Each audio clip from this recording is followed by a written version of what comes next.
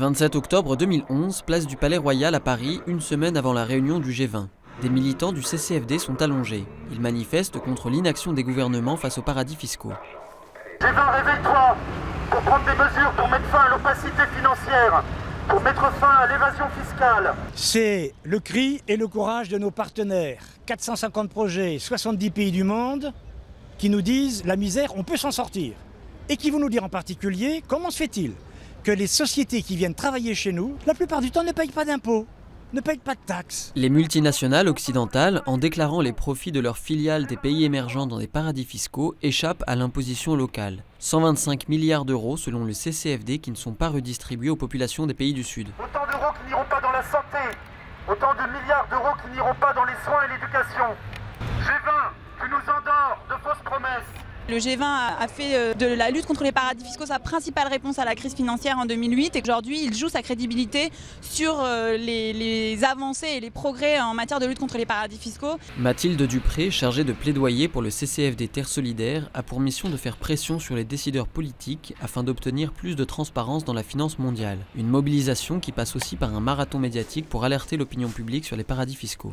On avait plusieurs actions pour la même journée, avec la sortie d'un sondage, avec la sortie d'un rapport de décryptage sur l'action du G20. Pour nous, la mobilisation du public, elle est très importante parce qu'elle soutient nos recommandations politiques, les recommandations qu'on formule auprès des décideurs politiques. C'est la raison pour laquelle on diffuse dans un certain nombre de grands médias, dans la presse, et avec des émissions comme le Téléphone sonne aujourd'hui. C'est vraiment des occasions pour s'adresser à un très grand nombre de personnes. Bonsoir. Que sont devenues les promesses d'une moralisation de la finance? Où en sont les engagements de démantèlement des paradis fiscaux?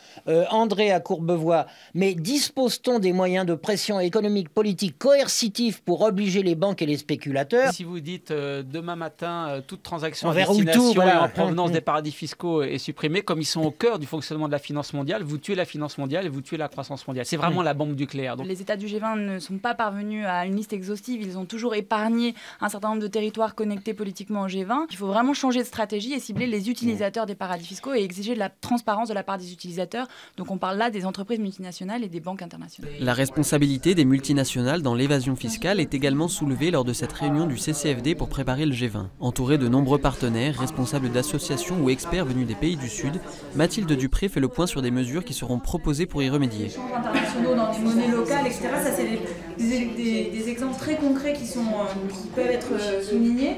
Sandra Kinwingira se bat depuis plusieurs années contre les pratiques fiscales à la limite de la légalité. Ces dernières privent l'Afrique de plusieurs centaines de milliards de dollars nécessaires à son développement. Ils mettent tous les coûts dans les pays à forte fiscalité et les profits dans les pays à faible fiscalité. Donc, minimisent au maximum le montant d'impôts qu'ils doivent payer dans tous les pays.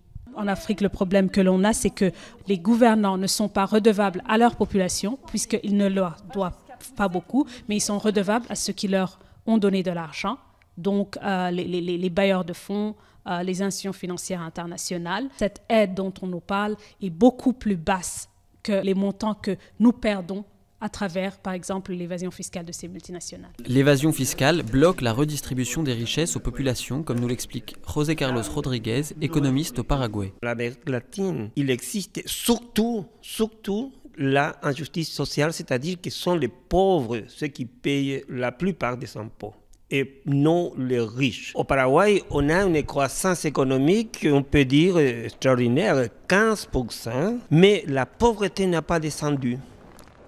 Pour les associations, le G20 est l'occasion de faire entendre la voix des populations qui souffrent directement de l'évasion fiscale et qui n'ont pas leur place parmi les grandes puissances. À Cannes, la délégation du CCFD vient interpeller les chefs d'État pour que les déclarations soient enfin suivies d'actes. Si le sommet se déroule entre responsables politiques, les partenaires présents informent et commentent les négociations en cours pour les journalistes. C'est l'occasion de témoigner de leurs problématiques et de leur travail de lobbying. Et nous sommes venus faire passer notre message par rapport aux questions liées au financement du développement, à la mobilisation de ressources domestiques, principalement des mesures contre l'évasion fiscale des multinationales, donc des mesures visant à stopper les paradis fiscaux, des mesures visant à plus de transparence du système financier international. Même si on est au G20, on espère que ces questions soient aussi discutées dans un niveau plus international, au niveau de l'ONU par exemple, pour que ça soit vraiment des questions mondiales et qui soient réglées dans des forums mondiaux légitimes. Les chefs d'État ont maintenant la possibilité de prendre leurs responsabilités et d'agir concrètement afin que toutes ces recommandations ne soient pas comme une goutte d'eau dans la mer.